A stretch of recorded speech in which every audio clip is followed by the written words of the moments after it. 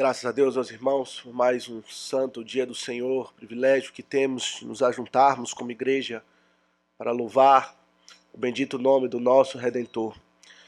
Meus irmãos, vamos abrir a palavra do Senhor no Evangelho de Mateus, capítulo 15.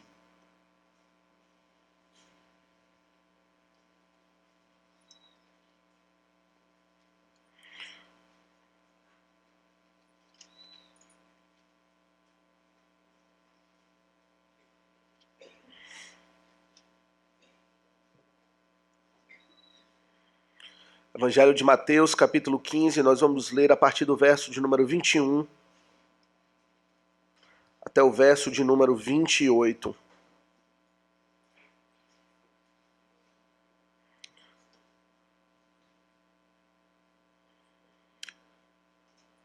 Mateus 15, a partir do verso 21, vamos ouvir atentamente a voz do Senhor.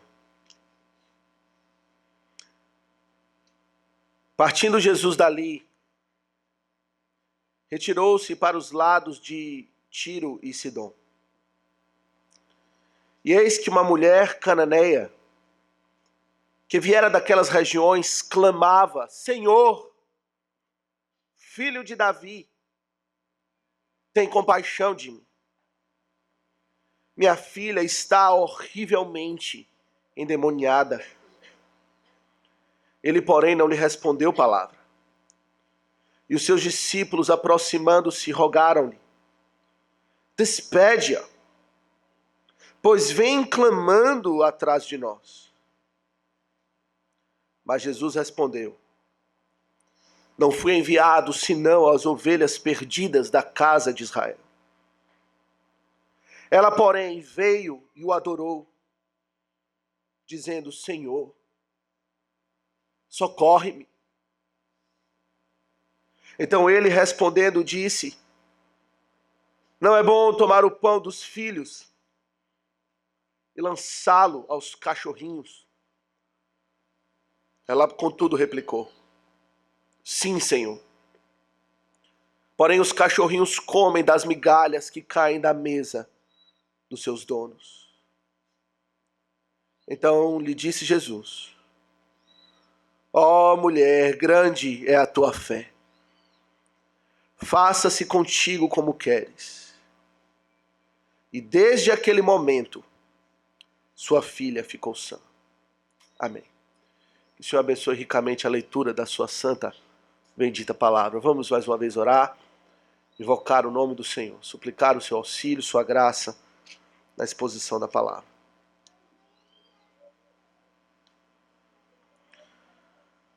Santo Deus e eterno Pai, grande é o teu nome. O Senhor é o Rei de toda a terra.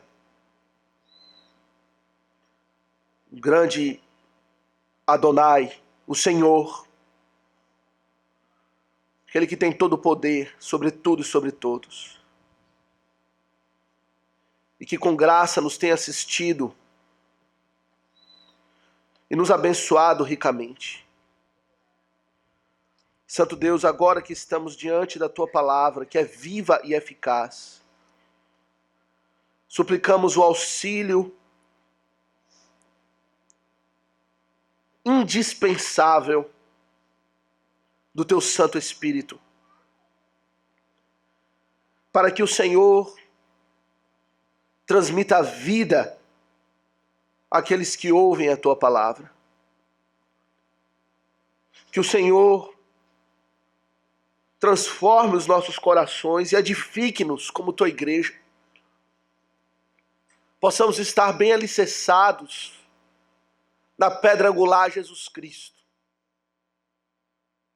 e crescer nele, para ele, para a glória dele. A nossa fé esteja plantada a Jesus Cristo e nada mais.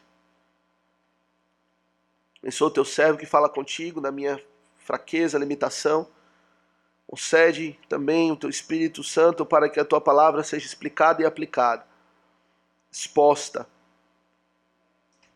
E abençoa, Deus, a igreja, o menor ou maior. Abençoa as crianças, oramos por elas, para que elas, na sua mais tenra idade, venham conhecer a Jesus Cristo e sejam livres da perdição desse mundo, da destruição. Professem também a sua fé. Abençoa os visitantes, ó Deus, que porventura estejam conosco. E compreendam que são, como lemos nessa passagem, como cachorrinhos. Não merecem atenção. Mas que o Senhor deixe cair da tua mesa as tuas migalhas, sim, a fartura do teu evangelho. E os alimente abundantemente com a tua graça. Sustenta-nos, eu suplico. Oramos em o nome de Jesus. Amém. Congregação do Senhor Jesus Cristo, todos nós, especialmente na nossa cidade, estamos acostumados a ver pedintes na rua. Pessoas que suplicam de uma maneira ou outra alguma ajuda, algum auxílio, algum socorro. Recentemente eu vi uma reportagem, e não foi aqui no Brasil, foi em outro país, a respeito de alguns pedintes que na verdade eram falsos pedintes. Eram pedintes profissionais.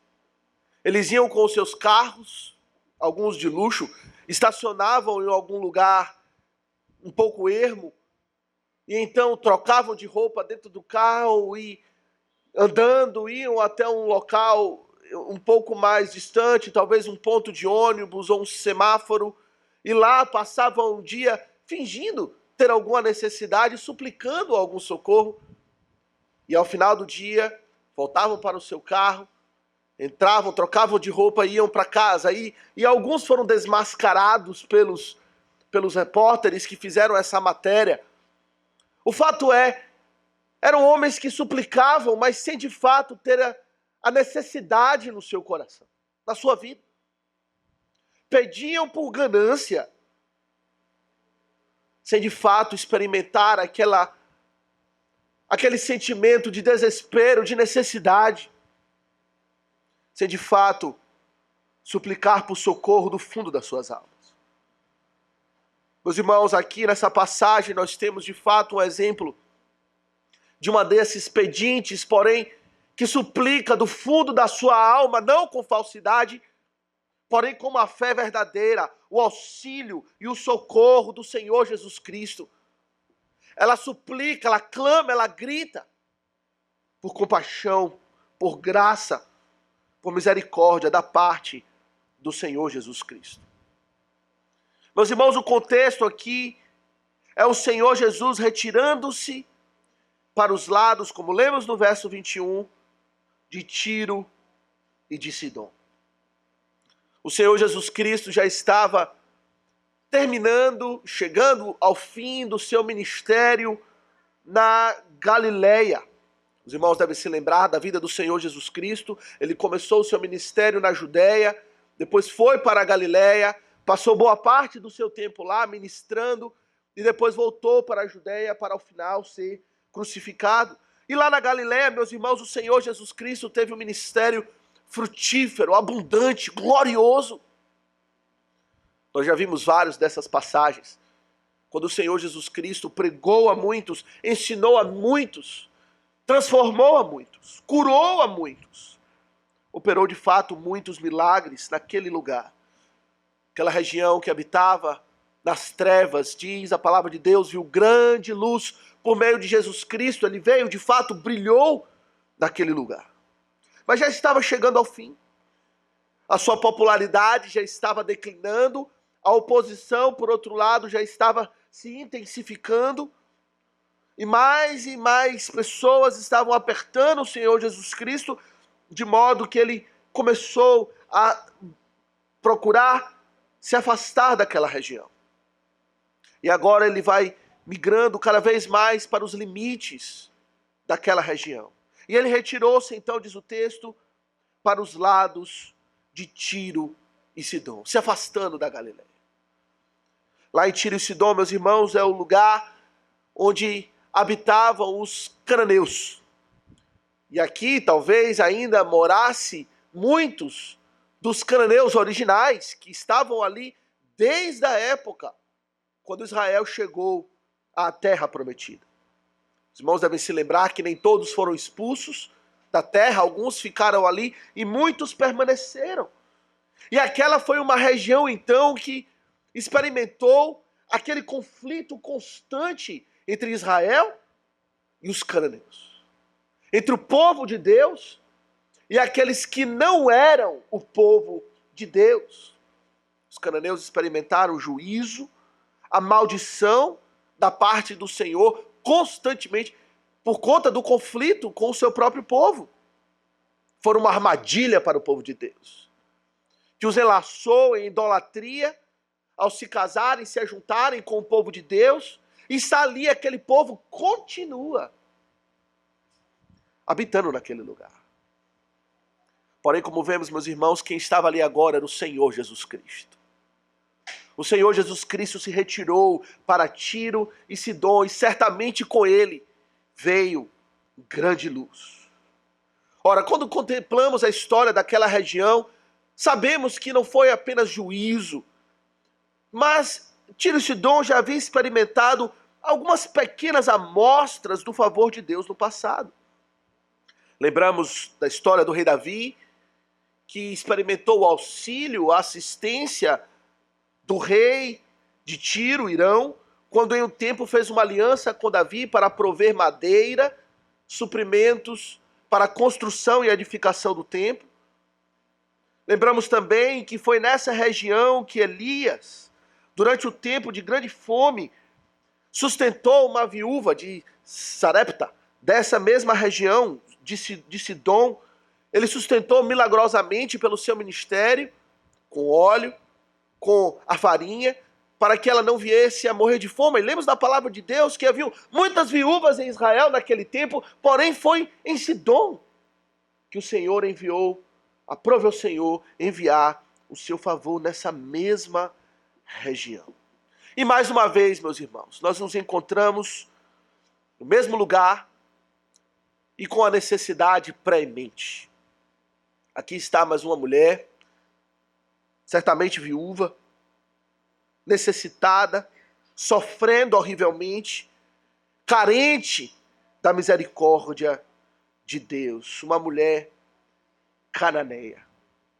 E o que lemos, meus irmãos, aqui, logo no verso 22, é que essa mulher, ao ver o Senhor Jesus Cristo passar por aquela região, ela clamava ao Senhor Jesus Cristo.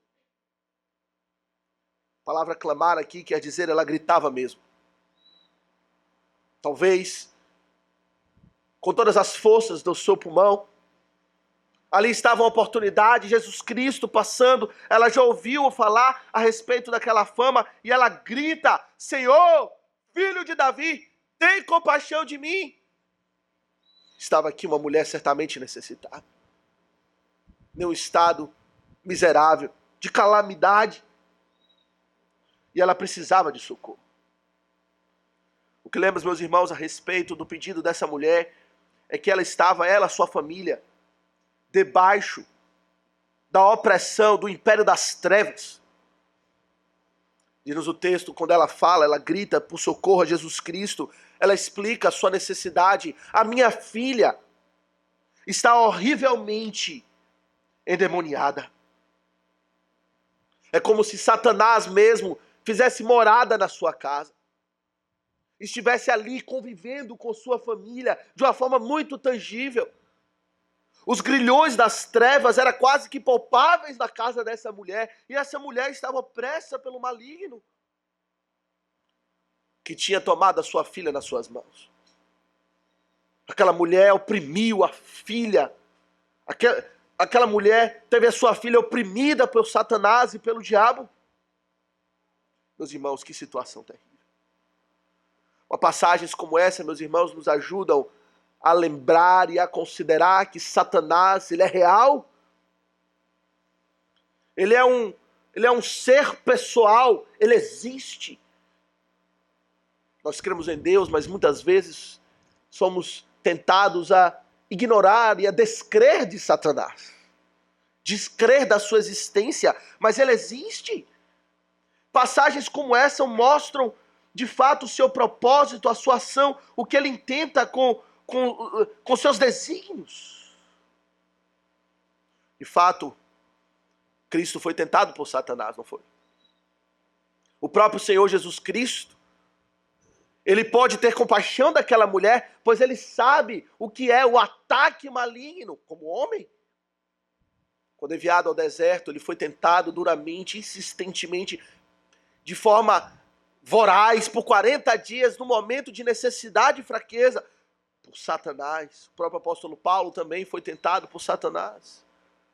Quando lemos que ele foi afligido por um mensageiro de Satanás, que foi como um espinho na carne para lhe esbofetear.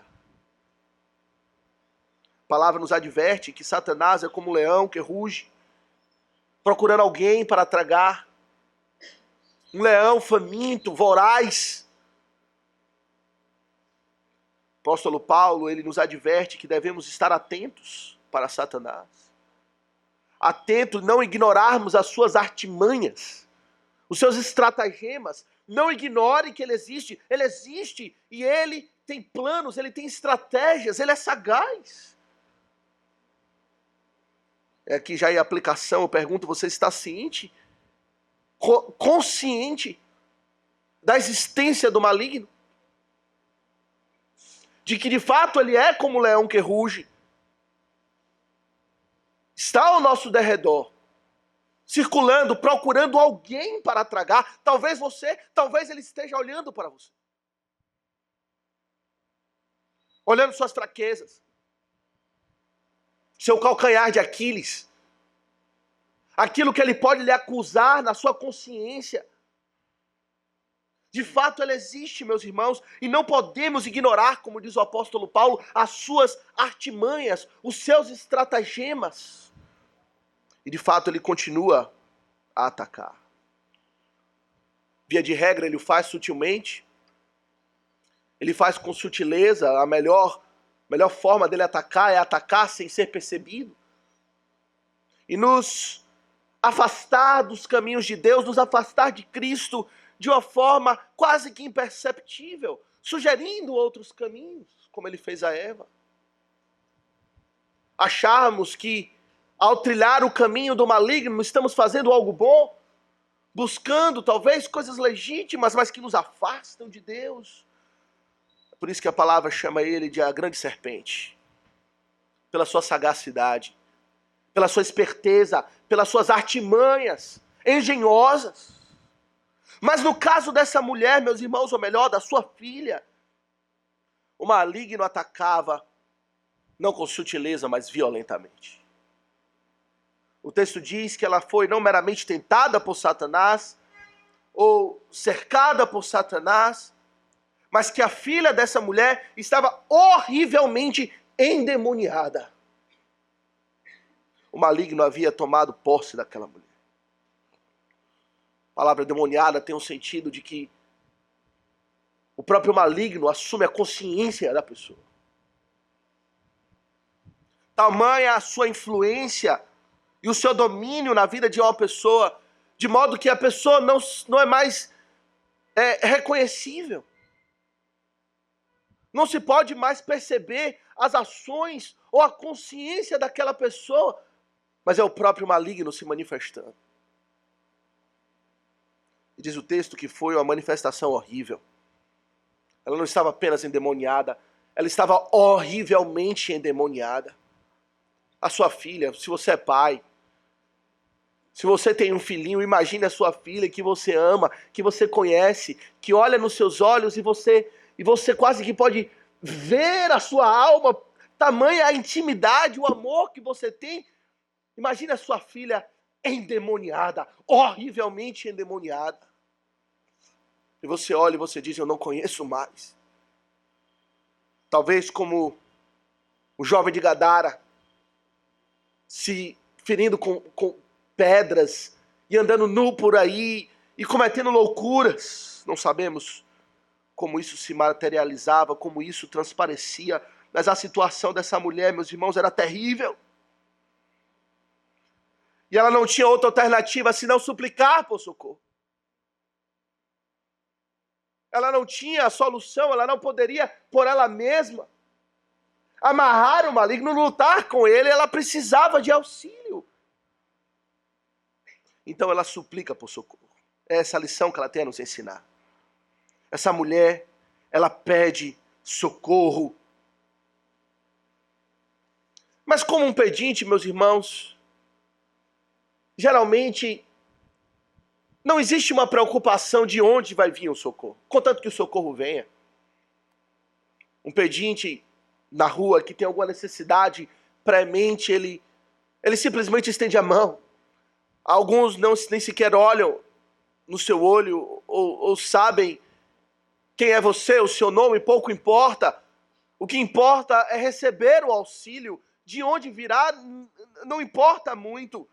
Mas não é o caso dessa mulher aqui. Ela sabia de onde o socorro precisava vir. E ela não clama a qualquer um: socorro, me ajudem. Alguém, por favor, me ajude. Mas a súplica dela é específica. Note como ela pede socorro. Ela fala: Senhor, filho de Davi, rei da glória, aquele rei esperado que tem poder sobre o império das trevas.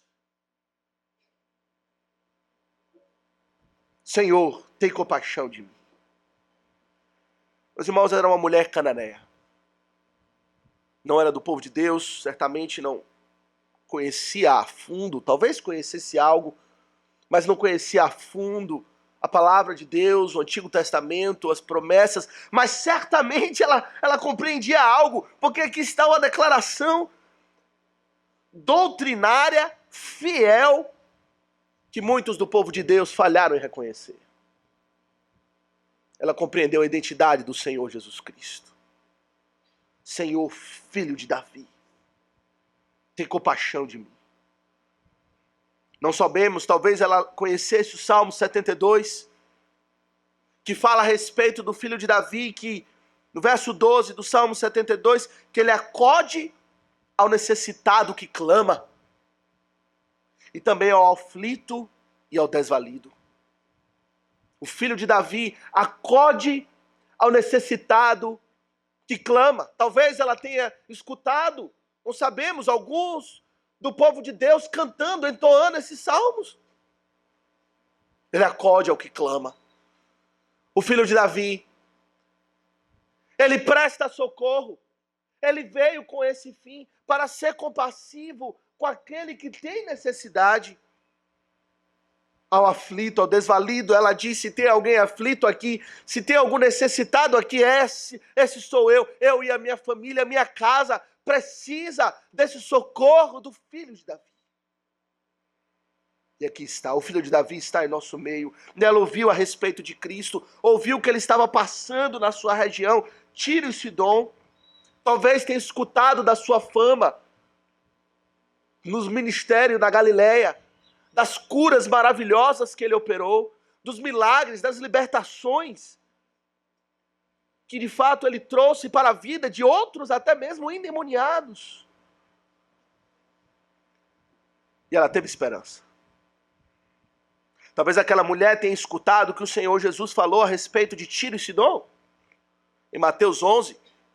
Em Mateus 11, no verso 22, o Senhor compara Corazim e Betsaida, cidades onde foi manifestada grande incredulidade ao ministério de Jesus Cristo. E o Senhor então compara, ele diz, no verso 22, Mateus 11, ele fala: contudo vos digo, no dia do juízo haverá menos rigor para Tiro e Sidom do que para vós outras. No verso 21, o Senhor explica: porque se em Tiro e Sidom se tivessem operado os milagres que em vós se fizeram, há muitos, elas teriam se arrependido em pano de saco e cinza. Aqui está o Senhor falando. Uma cidade cananeia, Tiro e Sidom. E fala: se os milagres de Cristo tivessem operado naquele lugar, salvação teria nos alcançado. Talvez ela tenha escutado isso, não sabemos, mas o fato é, aquela mulher tinha conhecimento de Cristo. Ela conheceu algo a respeito de Cristo. Isso deu a ela, meus irmãos, esperança. O que pode dar esperança ao coração de um homem? Esperança real, verdadeira, senão Jesus Cristo. Não existe outra esperança. Seja qual for a situação, seja quão desvalido seja a sua condição material, física, espiritual, sobretudo, não há esperança senão no Filho de Davi. E aquela mulher, conhecendo de Cristo, conhecendo algo a respeito do Filho de Davi, do que isso significava para a sua própria vida, ela suplica com toda a força do seu pulmão: Senhor, Filho de Davi, você que veio para sustentar o desvalido, não me negues a tua compaixão. Que ato de fé. Que ato de fé. Ela creu na palavra, ela exercitou a sua fé, mas, meus irmãos, a fé dessa mulher estava para ser testada. E de fato é assim, não é? A palavra nos ensina que de fato a fé, ela é provada pelo fogo. Tende por motivo de toda alegria ao passar por várias provações, para que a tua fé, uma vez confirmada, redunde em louvor, glória, honra. Como diz Pedro em sua primeira carta, ao passar por provações, nós temos a certeza de que possuímos a fé mais preciosa do que o ouro e do que a prata. Logo, a fé, ela passa por provações. E, em geral, quando pensamos em provações da fé, pensamos em provações que são trazidas a nós ou vêm ao nosso encontro pelo mundo. O mundo vai nos provar. Ou as circunstâncias da vida, ou talvez o meu próprio coração, é que vai provar a minha fé. Porém, meus irmãos, a provação aqui, no caso dessa mulher, veio diretamente, de forma sem nenhum tipo de mediação do próprio Senhor Jesus Cristo. O próprio Senhor Jesus Cristo haveria de provar e testar a fé daquela mulher. Será que a súplica dela é sincera? Será que ela é como daquelas pedintes profissionais que estão interessadas apenas no socorro, no pão? Será que ao prová-la e apertá-la, ela vai ceder e vai desistir e vai procurar um plano B, um auxílio? E de fato é isso que essa mulher experimentou. Ela experimentou, meus irmãos, grandes provações, e não foi de forma tranquila e suave que Cristo socorreu aquela mulher. Meus irmãos, nunca é fácil seguir a Cristo. Nunca é fácil seguir ao Senhor Jesus Cristo.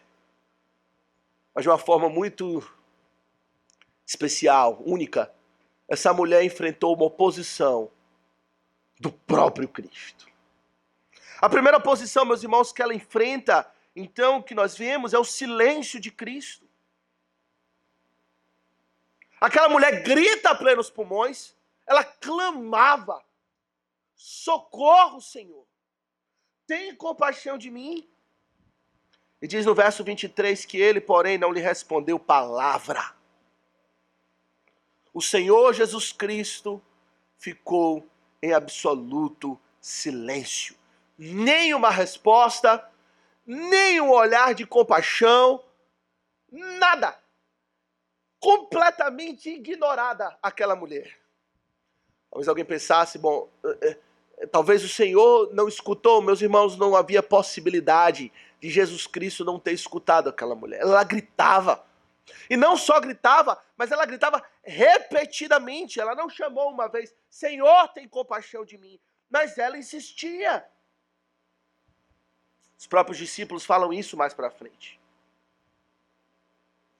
Quando fala no final do verso 23 que ela vem clamando atrás de nós.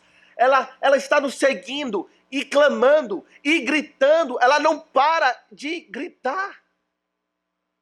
Não tinha possibilidade do Senhor Jesus Cristo não ter escutado aquela mulher. Mas o Senhor não respondeu nenhuma palavra. Que desencorajador, não é? Aquela mulher ouvindo talvez os gritos de Satanás por meio da boca da sua filha. Talvez ela chegasse em casa e ouvisse Satanás berrando. Ela corre para o Salvador, ela corre para o Messias, clama por socorro e nenhuma palavra. É como se o inferno estivesse aberto diante dela, fervendo, e o céu fechado, silêncio sepulcral da parte do Senhor Jesus Cristo. O maligno tomando conta da sua filha, em um lado, e por outro lado o Senhor, com a boca fechada. Certamente nesse ponto ela iria embora. Eu tentei. Eu supliquei. Eu clamei por socorro. Alguns costumam falar assim, Deus fechou a porta. Não é? Eu fiz o máximo que eu pude. Ele me ouviu. O que eu poderia mais fazer? Mas, meus irmãos, a verdadeira fé não vai embora. E aqui está um teste da fé. O Senhor Jesus Cristo estava testando a fé daquela mulher. A verdadeira fé não vai embora. A verdadeira fé fala, como disse os discípulos do Senhor Jesus Cristo em certa ocasião, quando o Senhor Jesus Cristo falou, queres ir embora também? Vai embora! Eles disseram, para onde iremos nós? Só tu tens as palavras da vida eterna. É assim conosco. Quantas vezes nós oramos? Buscamos a presença do Senhor. E da nossa percepção, e eu digo a nossa percepção, é que o Senhor está em silêncio, não é? Oramos, suplicamos, intercedemos. Talvez gritamos como essa mulher, por socorro, por compaixão, e não ouvimos nada. Meus irmãos, o Senhor tem os seus propósitos. Ele é soberano no que Ele faz. Talvez Ele esteja em silêncio para nos testar também. Para provar a qualidade da nossa fé. Nos fazer passar pelo fogo da perseverança. Talvez para trazer maior glória ao seu próprio nome. Dificultando ao máximo a situação para que Ele responda no momento climático do desespero. E o seu socorro se manifeste com maior glória e vigor? Não sabemos. O fato, meus irmãos, aqui está um grande teste da fé verdadeira. A fé verdadeira não vai embora diante do silêncio de Deus. Ele confia, Deus já falou pela sua palavra, e isso me basta. Eu me guiarei pelaquilo que o Senhor já me falou. E se na providência de Deus eu não posso perceber o seu agir, eu não posso claramente discernir a sua assistência e o seu socorro, ficarei com a voz do Senhor na palavra. Ele é o filho de Davi. A verdadeira fé não vai embora. Mas, meus irmãos, não foi apenas isso. Aquela mulher, meus irmãos, enfrentou um teste, parecia que não tinha fim. Depois de experimentar e ser confrontada pelo silêncio do Senhor Jesus Cristo, aquela mulher agora, ela experimenta a impaciência de Jesus Cristo. Digo, a impaciência dos discípulos do Senhor Jesus Cristo. No verso 23, nós lemos que o Senhor não lhe respondeu palavra e após isso os discípulos, aproximando-se, rogaram-lhe, despede-a, pois vem clamando atrás de nós. Que situação terrível.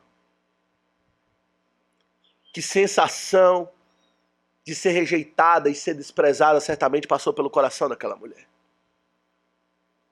Lá vem ela na sua miséria, na sua fraqueza, só os trapos, clamando a Jesus Cristo. Talvez experimentando, suplicando por uma gota de compaixão, e o que ela recebe da parte dos discípulos do Senhor Jesus Cristo é o desprezo. Os discípulos talvez aqui nesse ponto já tivessem tentado se livrar dela.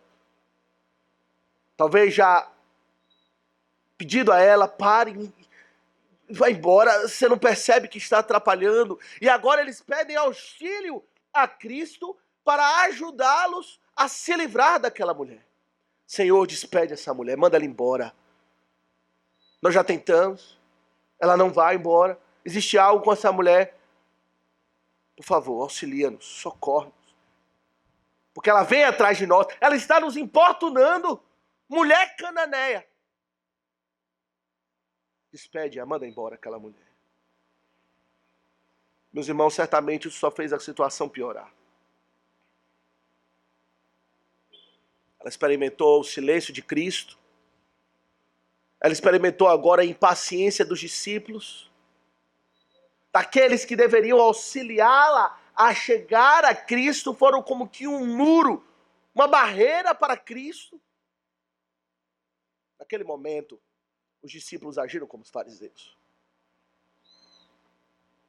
Foram um empecilho para a salvação. Queria que o Senhor mandasse-a embora. Porém, meus irmãos, naquela mulher ela poderia pensar: eu não estou aqui para falar com os discípulos. Eu não estou aqui para pedir socorro a vocês. Lembrem-se, o pedido dela foi específico. Ela quer falar com o filho de Davi. Ela precisa de socorro do Messias, de Jesus Cristo. Então talvez na mente dela pouco importasse a atitude dos discípulos. Eu não estou interessado no socorro deles. Eu estou interessado no socorro de Cristo. Falem o que quiserem. Mas, meus irmãos, aquela mulher experimentou um terceiro teste da sua fé. O Senhor Jesus aparentemente concordou e aceitou o pedido dos discípulos. E no verso 24, o Senhor aparentemente responde aos discípulos. Não respondeu a ela, mas respondeu aos discípulos, deixando claro que ele não estava ali para socorrê-la. O Senhor Jesus falou, verso 24, mas Jesus respondeu: não fui enviado senão as ovelhas perdidas da casa de Israel. Aqui está, meus irmãos. Talvez a palavra final para fazer apagar toda esperança no coração daquela mulher. Até aquele momento, Cristo estava em silêncio e ela pudesse pensar: não, ele deve ter alguma razão para não responder. Os discípulos falaram, mas são os discípulos, eu não estou interessado nos discípulos, meu interesse é em Jesus Cristo. Mas agora vem, finalmente o Senhor abriu a sua boca, falou em minha situação, e o que ele falou é que ele não veio para mim. Eu não fui enviado senão. Meu ministério está circunscrito às ovelhas perdidas da casa de Israel. E aquela mulher era uma mulher cananeia. Como a mulher samaritana, ela não pertencia ao povo de Deus. O Messias não era o seu Messias. Jesus Cristo não veio para ministrar para mulheres como ela. Não é isso que lemos no Evangelho de João? Que o Senhor Jesus veio para os que eram seus, ele veio para Israel. Ele veio para as ovelhas perdidas da casa de Israel. Como interpretar isso?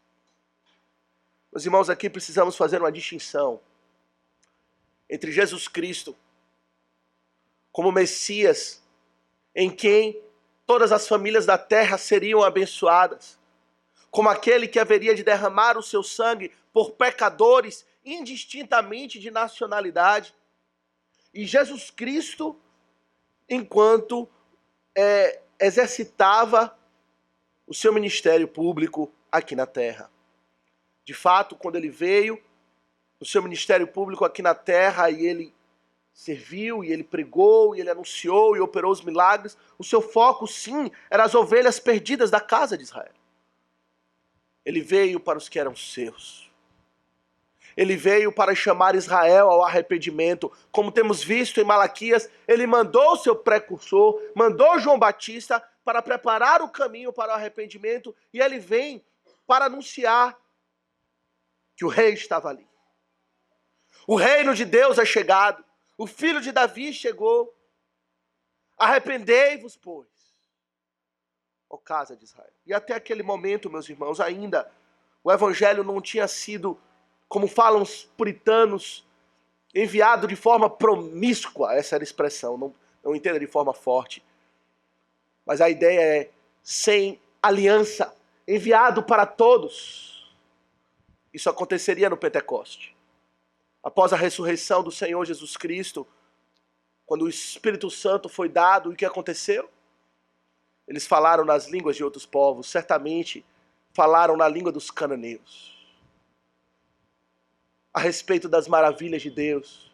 E a partir daquele momento, sim, Jesus Cristo coordenou por meio do seu Santo Espírito, dos seus apóstolos, o avanço do Evangelho, partindo da Judéia, partindo de Jerusalém, mas para alcançar os confins da terra. Mas até aquele momento, Jesus Cristo estava focado na nação de Israel, no seu próprio povo, o povo pactual. E ele focava neles, com poucas exceções. E, meus irmãos, isso seria como um balde de água fria para o coração daquela mulher. Ela ouviu falar tanto a respeito de Cristo, o filho de Davi. E agora ele diz: eu não vim para você. O que você faria diante dessas palavras? Se o próprio Cristo dissesse isso para você, o que sua fé faria? Como a sua fé reagiria diante dessa aparente rejeição? Meus irmãos, a reação daquela mulher nada mais, nada menos do que surpreendente.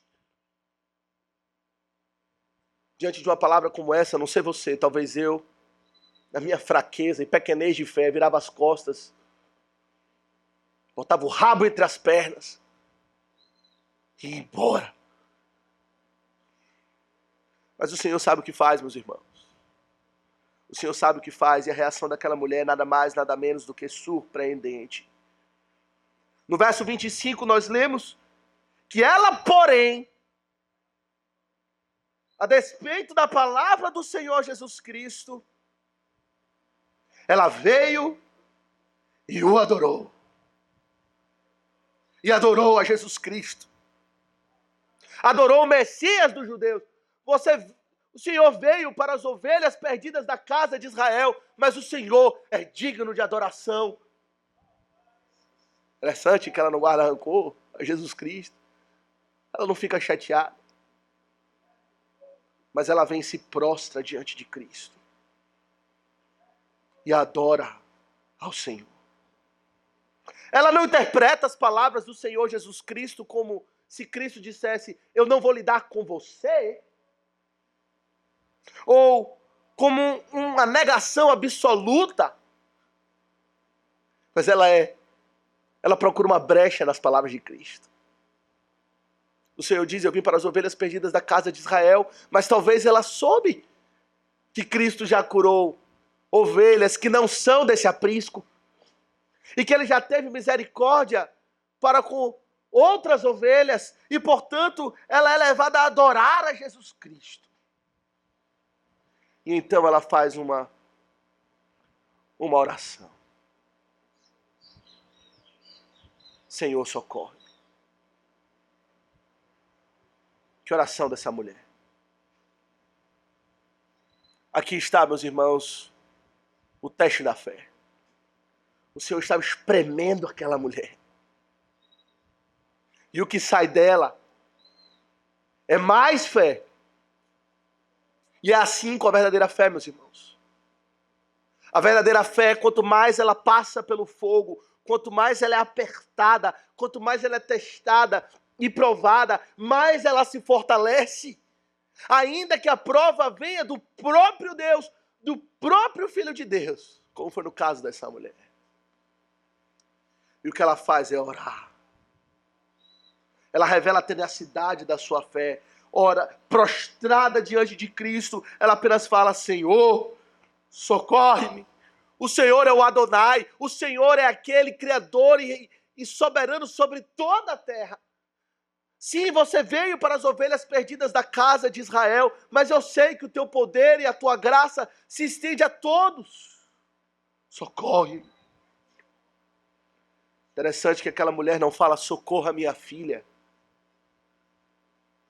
Ela não fala, Senhor, socorre a minha filha, por favor.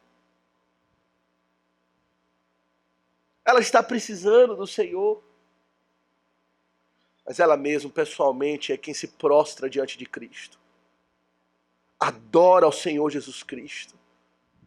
E clama por socorro para a sua própria alma. A necessidade, ela sabia, não era apenas da sua filha. A necessidade que ela tinha era uma necessidade pessoal. Ela pede por socorro e, portanto, ela insiste. Talvez ela lembrasse daquilo que o Senhor falou em Mateus 7:7. Pedi, dá-se-vos-á, buscai e achareis, batei e abri-se-vos-á. E aquela mulher, ela faz isso.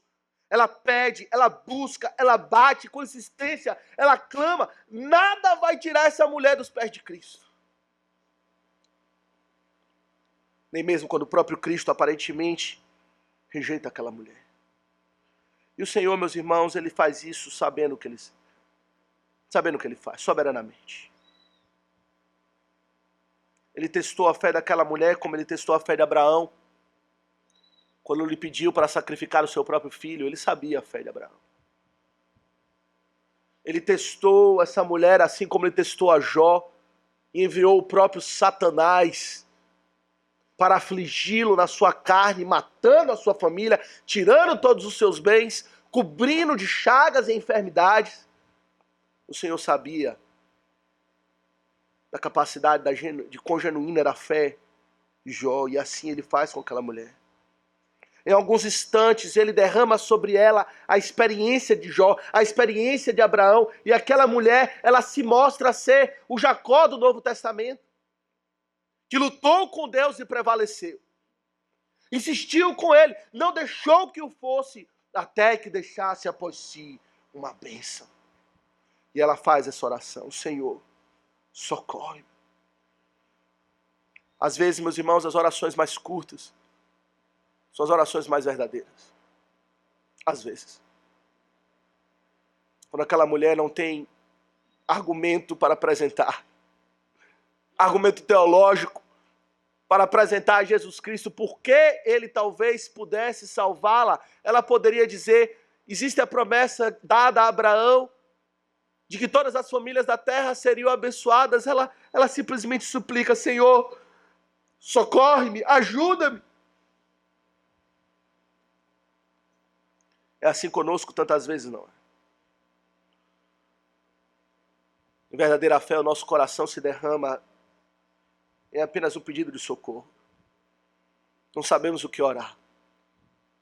Não sabemos o que pedir ao Senhor, como argumentar a Ele. Só o que falamos é como essa mulher faz. Socorre-me, Senhor.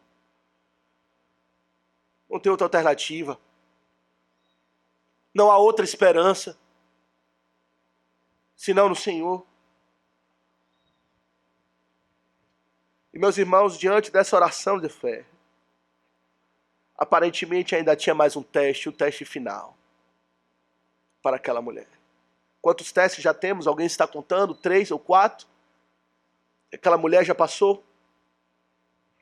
Mas ainda mais um. Talvez o mais severo de todos, alguns pensam. Talvez o mais duro. Quando... Imagine a cena.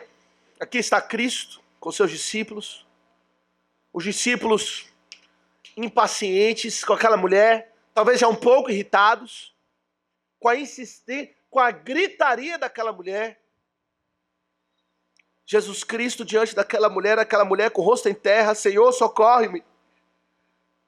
Aflita, pense no peso, na emoção daquela mulher, lembrando da sua filha endemoniada em casa, dos seus próprios pecados, está ali Cristo.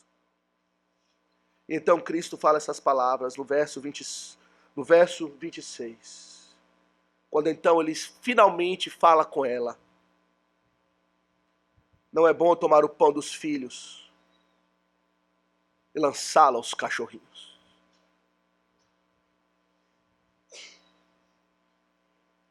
O que você faria diante dessa palavra de Cristo? Eu não sei você, mas eu diria, Talvez a maioria de todos nós aqui, diante desse insulto, se até aquele momento a gente não fosse embora, naquele momento era hora de levantar e ir embora. Estamos, já chegou ao nosso limite. De fato, meus irmãos, chamar de cachorro era um grande insulto. Era assim que os judeus viam os gentios. Os gentios eram considerados cachorros. O cachorro não tem aquela conotação que tem nos nossos dias de um animal de estimação, agradável, limpo, que você trata alguns na beira do absurdo como um filho. Eram animais sujos, eram como ratos hoje. Eram como ratos, transmissores de doenças. Não deveríamos ter contato com cachorros, assim como não temos contato com ratos. Não alimentamos ratos, não queremos vê-los se multiplicando, alimentados, sadios, são animais imundos. E o Senhor então testa aquela mulher mais uma vez, colocando diante dela aquilo que de fato ela é. Não é bom tomar dos filhos e lançá-los aos cachorrinhos. Como se aquela mulher estivesse atrapalhando o ministério de Cristo.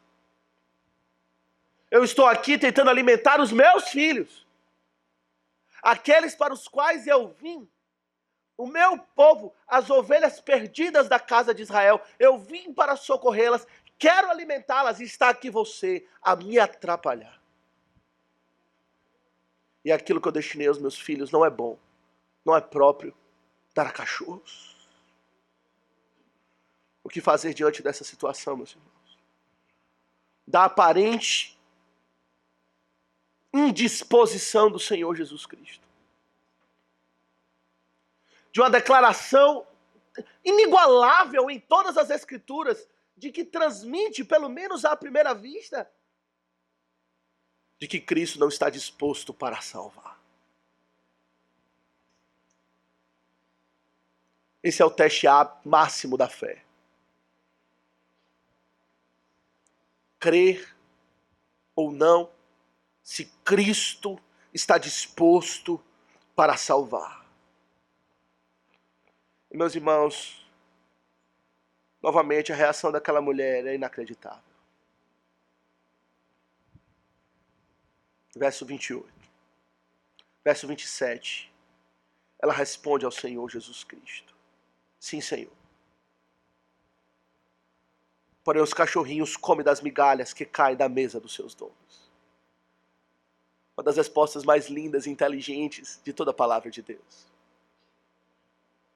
A resposta da fé. E aqui está, meus irmãos, o que a fé responde. A fé não foge da humilhação. A verdadeira fé não se irrita quando é humilhada. E esse é o teste verdadeiro da fé. É uma das grandes pedras de tropeço para o Evangelho. Quando é preciso comunicar para pecadores, para pessoas que de fato somos como cachorros, imundos, transmissores de doenças, pecadores até o talo no coração. Aí não. Eu posso até querer algo de Cristo, ele talvez tenha algo a me oferecer que seja interessante, mas ser cachorro? Aí está o limite.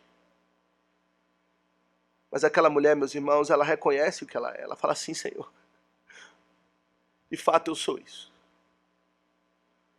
O meu coração bem o sabe. De fato há essa pecha sobre o nosso povo, os cananeus, mas é verdade. O meu coração é de um cachorro, é de imundo, é de pecador. E eu não tenho como negar isso diante do Santo de Israel, diante do Rei da Glória. Sim, Senhor. Interessante como o Senhor faz, não é? Ele sempre traz o pecado à tona. Quando ele lidou com a mulher samaritana, ele fez a mesma coisa, não foi? Vai, chama teu marido. Era esse o problema dela. O problema daquela mulher é que ela era uma mulher adúltera. E o Senhor vai, chama o teu marido, a gente precisa lidar com isso primeiro. Foi assim que ele fez com o jovem rico, não foi? Guarda os mandamentos e terás a vida eterna.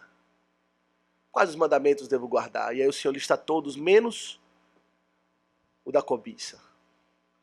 O mandamento que ele quebrava. E o Senhor traz à tona o pecado daquele homem. No caso da mulher samaritana, ela quebrantou-se. No caso do jovem rico, saiu entristecido. E essa mulher, mais uma vez confrontada com o pecado dela, ela reconhece como um grande teste da fé. Sim, Senhor. Sim, Senhor. Você já reconheceu o seu pecado. Você compreende quem nós somos, quem você é, no seu coração. Nada melhor do que um cachorro. Verme. Nada, pó, diz a palavra de Deus, vácuo, inimigos de Deus. Mas aquela mulher, meus irmãos, não tomou isso como um insulto, ela tomou como uma verdade que ela experimentava na prática. Mas ela suplica então pela graça de Deus. Sim, Senhor. Mas os cachorrinhos comem das migalhas que caem da mesa dos seus donos.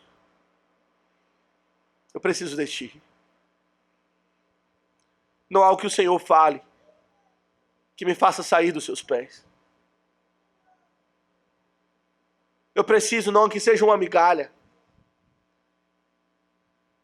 Eu sei, o Senhor tem uma refeição para aqueles que são melhores do que eu.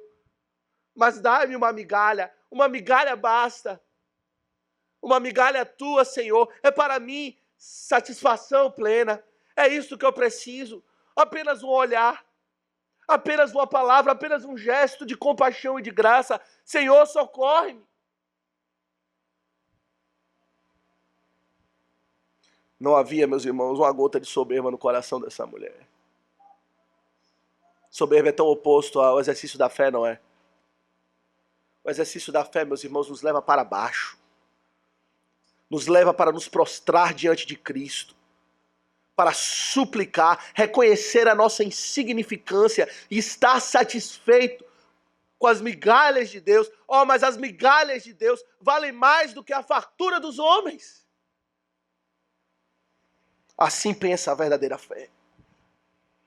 Assim pensa essa mulher. Assim pensa você. Você deseja, tem essa fome e sede para gozar, está satisfeito com a migalha do Senhor, em contrapartida com a fartura que o mundo tem a oferecer. E meus irmãos, aquela mulher foi testada e aprovada. Passou em todos os testes do Senhor. E ela experimentou então a fartura de Cristo.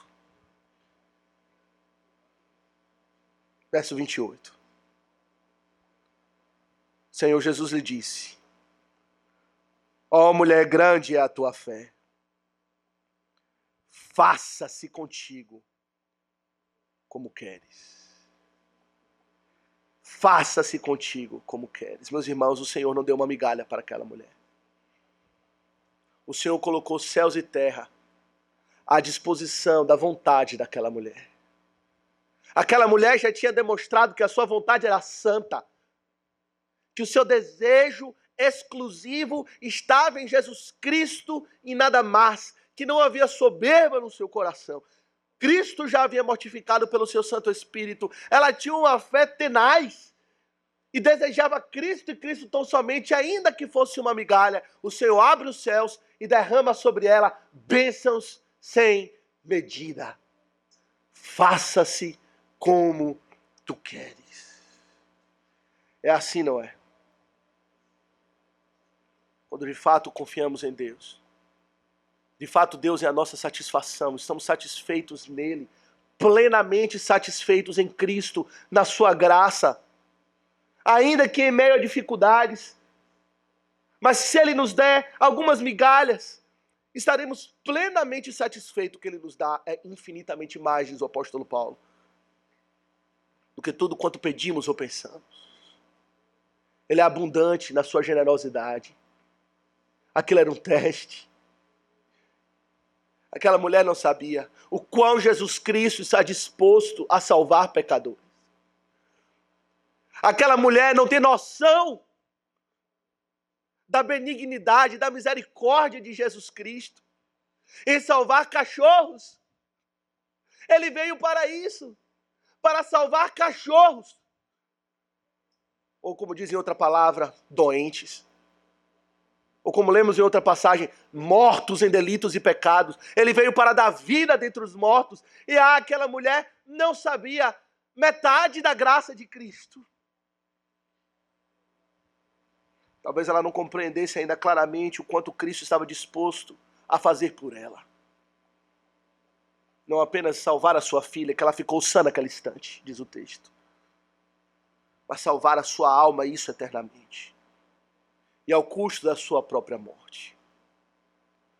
Aqui está Cristo se dirigindo à Judéia, se retirando da Galiléia, passando por Tiro e Sidom e caminhando para o lenho, para o madeiro, para ser feito verme, para que homens pecadores fossem restaurados à imagem de Deus, à dignidade da sua criação original, à glória que Jesus Cristo pode dar.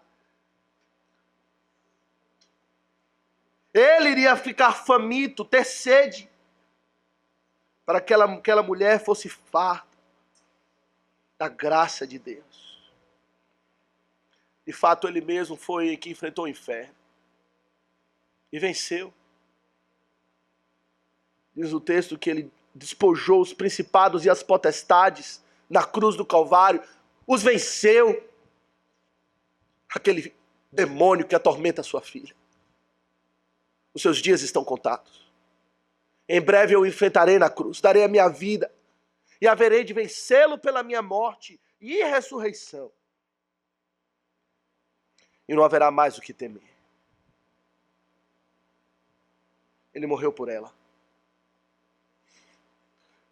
Ela adorou ele e ele morreu por ela, para que ela tivesse fartura e abundância. De modo, meus irmãos, que aquela mulher foi socorrida por Cristo.